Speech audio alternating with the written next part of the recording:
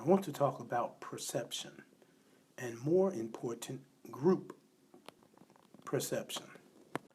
How we see ourselves is extremely important, and because it is so important, we are always concerned about how others see us. Because of that, we have a tendency to put more focus on group perception than we do on actually understanding ourselves. So let's take a look at how this works.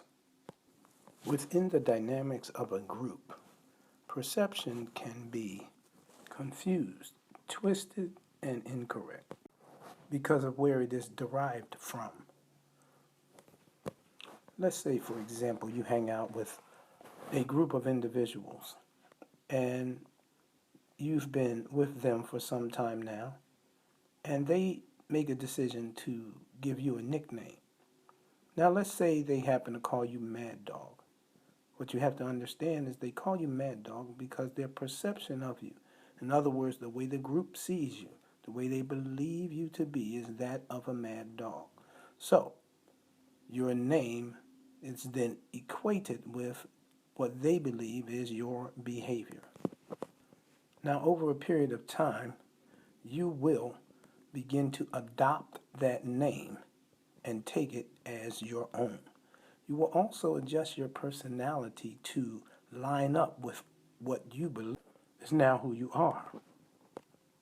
What you need to look at is the fact that this individual, Mad Dog, only manages to present themselves in this particular setting with this particular group. Outside of that, your behavior patterns may be considerably different. For example, when you are home with your parents, you may not establish yourself as Mad Dog. You may not even act like Mad Dog. You may just be Jimmy. The longer you are connected to this group, the more you will begin to exhibit behavior that is not that of Jimmy. And here are some of the reasons why.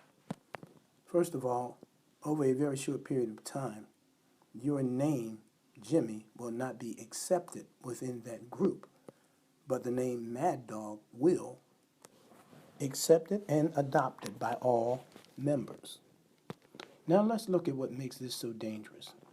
What makes this so dangerous is that now their perception of you has become your reality.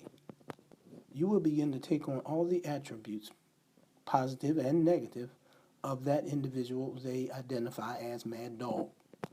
In doing so, the transformation is devastating. It is like you are now in a center circle surrounded by individuals who are now shaping your perception. You will lose several things in this process. The first you will lose is your authority. Your authority to govern your own behavior will be surrendered over to the group. The second thing you'll lose is power. You'll no longer have power to resist the temptations within the group. And thirdly, you will allow the influence of the group to determine your every move. You see, this is where it's now extremely dangerous for you. Because when a person surrenders the influence, then they surrender it to an individual or a group. And this individual or group may not have your best concerns at heart. You will need to go on a journey of rediscovery. You will have to find yourself again. You will have to reshape yourself and prepare yourself once again for life itself. It is at this point where you have been so interwoven with the group that you do not really see yourself functioning well outside of the group. In other words, you get your identity from this group of people.